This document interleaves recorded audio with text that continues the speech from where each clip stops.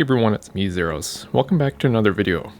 Today we're going to talk about someone who has been very discussed within the furry fandom for a couple of years now, involving someone named Kero. Now, if you know who this individual is, and if you'd like to skip the material that discusses about what he did, feel free to check out this timestamp on the screen to skip towards the new updates regarding the drama that happened recently, which talks about him rebranding himself in order to try and find a new spot within the fandom. For those of you that don't know what happened, there used to be a popular YouTuber who went by the name Kero the Wolf, and some allegations have arisen by a data leak.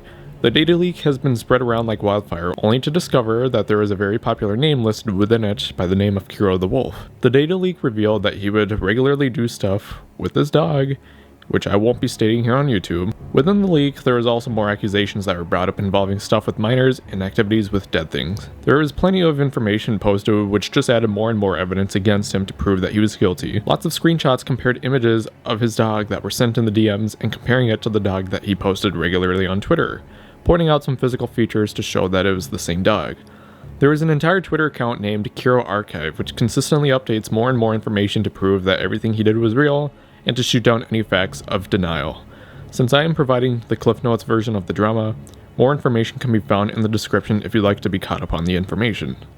The accusations and drama quickly spread around, which caused Kero to take a hiatus. Every negative comment was removed by him, and the ratings were turned off on all of his videos in an attempt to prevent the accusations from reaching his main platform to keep his account in good standing. He attempted to do some damage control, and after 2 years later decided it would be a good idea to rejoin the fandom and attempt to share all the information again, which would involve his side of the story. The fandom would not accept his apology and continue to share the exposure regardless of him. Allegations like this do not just disappear after some time. Obviously, trust takes years to create, but seconds to destroy, and as you can see here by this screenshot, the fandom was having none of that.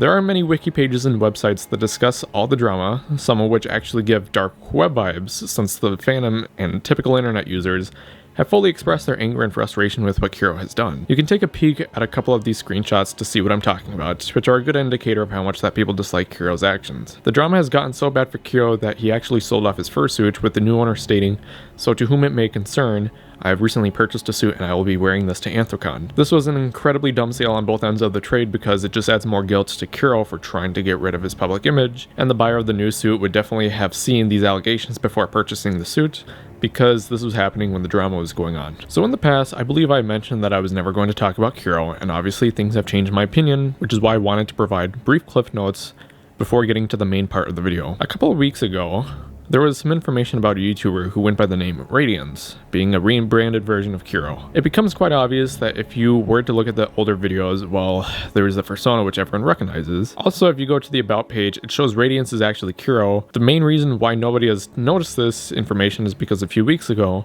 there was a video called The Future of My Channel, which is actually where Kero mentioned that he would go by Radiance, and if you were to look at the dislikes for the video, well, furries are not having it, and they do not believe that Kero is trying to better himself. It's pretty obvious at this point that Kero is really trying to hide the past and is trying to change who he is, as well as trying to use a voice changer to attempt at some more damage control. Now what's funny is that Kero and the furry fandom go together like peanut butter and jelly. It's absolutely insane the measures that Kero is attempting to go through just to try and have a high-ranking spot on the internet by recycling his Twitter and YouTube profiles in an attempt to still be part of the community that took him down. The fact that he's resorting to voice changers to try and hide his identity just seems too guilty to me, and I personally don't see why Kero was thinking that this is going to work. It's just a hole that he's digging himself deeper and deeper into.